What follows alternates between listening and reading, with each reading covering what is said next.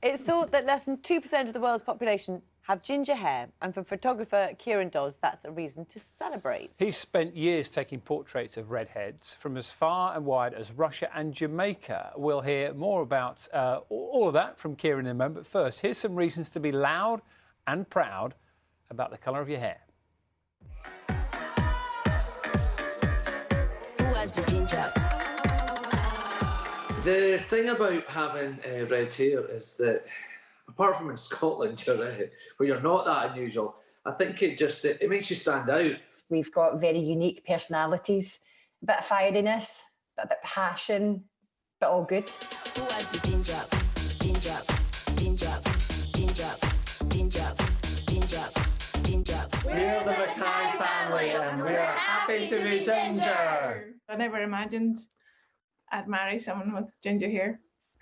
When you're walking down the street and you see another ginger person, you kind of give them that nod of, isn't it great to be ginger? I see a wee kid with really red hair, especially a boy. I'm audacious enough to try and engage them in a conversation about how it's rarer than gold and diamonds. And I guess there's some things that you were just made that way. Enjoy the ginger, embrace it because you're stuck with it.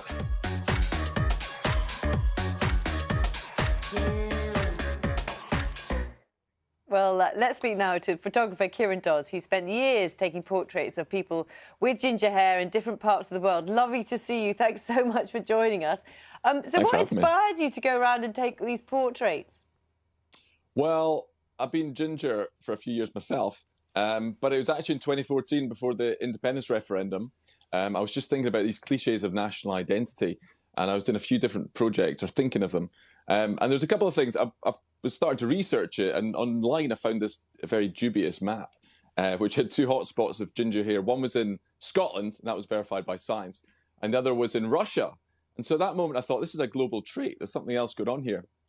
But then also, a trip to the National Gallery of Scotland, I went up to the early Renaissance room, as you do, and I looked at every painting, and every single painting had a ginger person in it, usually Jesus or Mary. But it was definitely this kind of golden, gingery hair. And I thought, why are these Southern European artists painting Middle Eastern characters with ginger hair? And so it intrigued me at that point, and I started researching further and began in Scotland. And over the years, whenever time and money is allowed, I've gone to other places. Talk about those other places. Louise asked you about Russia. So what happened in Russia? What did you find? So it was, it's an area of Russia on the Upper Volga called the Udmurt Republic, is where this hotspot is. Although it's just anecdotes that kind of confirmed it. So I got in touch with somebody, an assistant, and he was in the city of Perm, which I just thought was a perfect name for a story about hair. So I booked my flights to Perm, and he was starting to put out on VK, the kind of Russian Facebook. And I said to him, watch out, because if it's anything like in Britain where I've done the shoots, you'll be inundated. And he was just like, oh yeah, whatever. But sure enough, within a few hours, he was inundated with lots of people wanting to be part of this. And walking through the city to the studio, we just saw lots of fiery heads, and I just kept on pointing them out to him and saying, this is a thing, you didn't believe me, and you're from this city. And I found their experiences were quite similar in many ways, in terms of people looking at them as beautiful in many ways, but also being sort of mocked or bullied for it. Not so bad, but just they stood out for it, and so people thought it was funny. So I thought that the connections between these very distant places was interesting. And at the time I did an exhibition in Inverness with portraits from Inverness and Perm, two cities at the same latitude, and put them side by side, because they're the two places. Russia is always seen as the other just now, isn't it? We don't really hear positive connections to Russia generally in the news. So I thought it's quite nice to put these people side by side and to use the hair to show that we're made of the same stuff. And with ginger hair, it shows.